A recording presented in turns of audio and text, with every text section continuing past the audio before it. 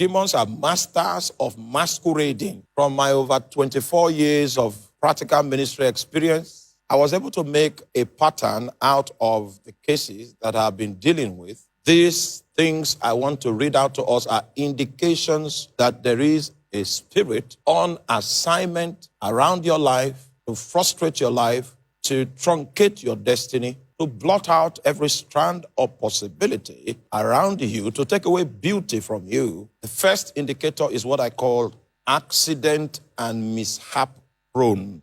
Whenever you notice that you are accident or mishap prone, it's an indication of the fact that a demon has been sent on your case. Job 1:13. And there was a day when his sons and his daughters were eating and drinking wine in their eldest brother's house. And there came a messenger unto Job and said, the oxen were plowing and the asses were feeding beside them, and the Sabeans fell upon them and took them away. And yea, they have slain all the servants with the edge of the sword, and I only am escaped alone to tell thee. While he was yet speaking, there came also another and said, the fire of God is fallen from heaven and had burned up the sheep and the servants and consumed them, and I only am escaped alone to tell thee. And while he was yet speaking, there came also another and said, the Chaldeans made out 3 bands and fell upon the camels and have carried them away. Yea, they slain the servants with the edge of the sword, and I only am escaped alone to tell thee. And while he was yet speaking, there came also another and said, thy sons and thy daughters. Now let me leave that 18 there. I want to explain something with 18. Accidents, mishap. When you begin to see such patterns, it is highly suggestive of the fact that there is a demon, an intelligent personality that has been deployed to destabilize your life and to set up roadblocks against your possible achievement, attainment, fulfillment, or success. Especially when it is reoccurring, we have a strong case to say that there is a demonic person. Meanwhile, it will interest you to know that this account we just read is about Job. And those mishaps began to take place the moment the devil left the presence of God after negotiating with God to give him some allowance with Job, some latitude with Job, so that he could exploit Job and exploit his circumstance with the hope that Job will curse God to the face. So it was a competition that was taking place. God was bragging on Job, and Satan was given the liberty to test the loyalty of Job to God. And Satan was excited about it. The moment God gave him the permission, these items that we read about became the direct consequence of the devil's execution of the contract that he had with God. And the symptoms that we see are resultant effects of demonic activity. You know, I told you yesterday that even though demons are domiciled in the unseen realm, even though demons are persons without bodies, do not be confused. Demons are highly intelligent, and that's why when they speak into your thoughts, you don't even know that those thoughts are not yours. Demons are masters of masquerading. They can hide their personalities. They can hide behind the shadows. They can hide behind circumstances. They can hide behind situations. And you will blame everything, you will blame everyone except them. So in terms of being able to hide their personalities, they are masters of the game. He said, while he was yet speaking, there came also another and said, thy sons and thy daughters were eating and drinking wine in their eldest brother's house, and behold, there came a great wind from the wilderness. So whenever you see this pattern of this accident-prone pattern and mishap-prone pattern, it is suggestive of the fact that there is an intelligent entity that has been contracted to do damage around your life. And just in case you used to dwell in peace and in safety, it is suggestive. The situation is suggestive that you need to rise up and fight.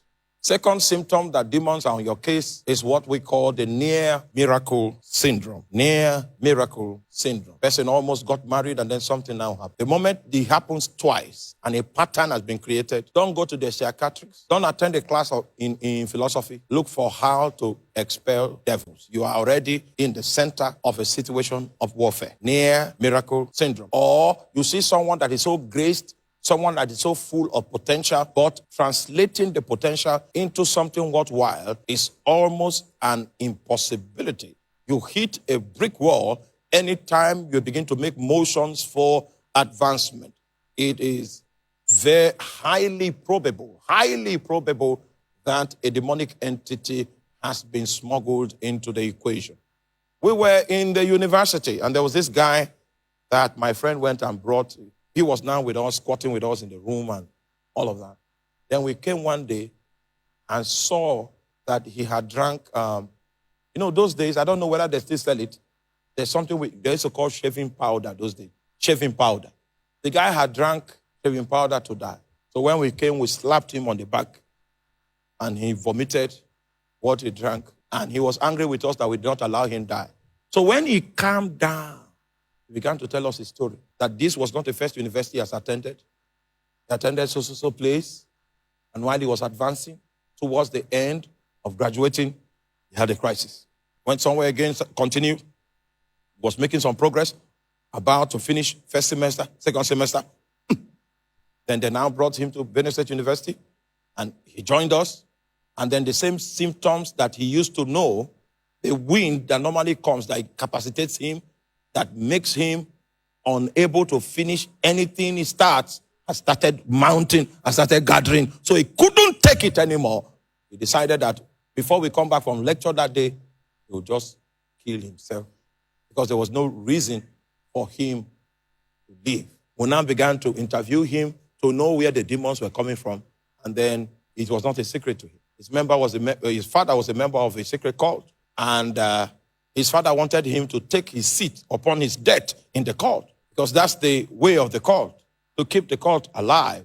Someone that is in your family must take your place, must bear your title, must carry your staff, must wear your ring, and must wear your robe. So it was time for him to be initiated so that he can be next in line to mount the father's throne. Oh my, I don't have time to tell you about his father.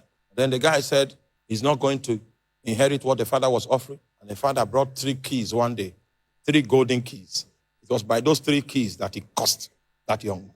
So the guy is very intelligent. If he puts his hand to something, he can make so much creativity out of it. But you see, a wind begins to gather. And when that atmosphere begins to form, it doesn't matter the height he has attained, he will not be able to accomplish it. And he felt so incapacitated in the face of that challenge that when he saw it forming the 3rd time, he just felt, okay, the best thing to do was for him to take his life. So there was no way, as intelligent as that guy was, there was no way he could achieve anything worthwhile because there was a resistance that was placed in his way. This resistance was invincible, but it was potent enough to stop him, to immobilize him, to discourage him, and it could even bring him to the point where he was willing to take his life.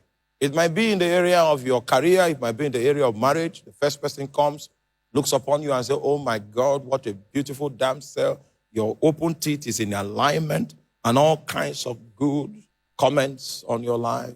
2 weeks into the relationship, 3 weeks, it begins to go stale. And in the 4th week, the person blocks you on Instagram, blocks you on Facebook, blocks you on YouTube, blocks you everywhere, and blocks your number. Blocked everywhere.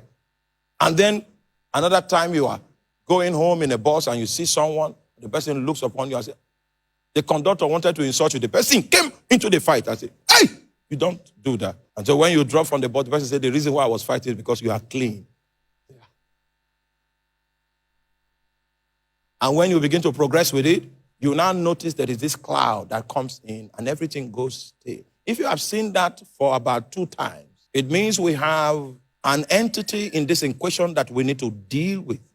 And the purpose of these lectures is to bring you to a point where we can deal with it. And indeed, it shall be dealt with. Third indication that demons are involved is that there is a pattern. You see a pattern. There is a science behind it. There's a science, a pattern. You know, the moment there is a pattern, it means that there's an intelligent personality that is behind it. There's a science behind it, a consistent pattern. This is how it happened in this generation. This is how it happened in another generation. This is how it is beginning to happen in this generation. As long as there's a pattern behind it, it is suggestive of the fact that there is a spiritual entity that is taking advantage. No matter how medical science may make attempts to explain to you that your situation, that is how it is, and all of that, if that thing is hereditary, if it becomes a pattern, then an intelligent personality is behind it, and we need to track the person down so that we can dispossess him of the space, the workshop that he's operating in. Third symptom is what we call cyclical situations or reoccurring situations. One thing keeps going and coming, keeps going and coming, keeps going and coming. If you give it some time, it will relapse, and after a while, it will rise again. If it becomes cyclical, you can even tell that it is April. During the month of April, it begins to come back. If you see that situation, then it is highly probable that there is an entity behind it that we need to discover and we need to disarm. Unnatural and prolonged poverty. It is not as if you are a lazy person. You are not a lazy person. You are a hardworking person, active person. You even make attempts to put things together, to make things work, to try to pioneer things, to start things. And you meet with resistance so that you have been in a prolonged state of lack. It is a sign of resistance. It means that you are at war.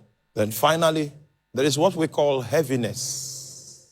When that heaviness comes upon you, it's more than a mood swing. It cuts you off. But the Bible says to appoint unto them that mourn in Zion, to give beauty for ashes, the oil of joy for mourning, the garment of praise for the spirit of heaviness, that they might be called the trees of righteousness, the plantings of the Lord, that he might be glorified. The Lord wants you to be his planting. He wants you to become a tree of righteousness anywhere he plants you, so that you can install righteousness as your working principle in the marketplace, in your office area. What he wants to gain from nurturing your life is that you will become a tree of righteousness. He's ready to invest in those that mourn in Zion. He's ready to give beauty for ashes, ready to make available the oil of joy in the place of mourning. Just in case your situation is mourning. Demons don't want you to rejoice. Oh my God, there is enough provision for your case. There is an oil of joy that God has allocated to all those that mourn in Zion. You will think that Zion is not a place for mourning, but God knows that people will mourn in Zion, so he made preparation. For those that are caught up in ashes, he has a destiny of beauty. Those that mourn, he has manufactured the oil of joy. And those that are taken by the spirit of heaviness, the Bible says he has made a tunic available, a garment of praise, that they might be called the trees of righteousness, the plantings of the Lord, that he might be glorified.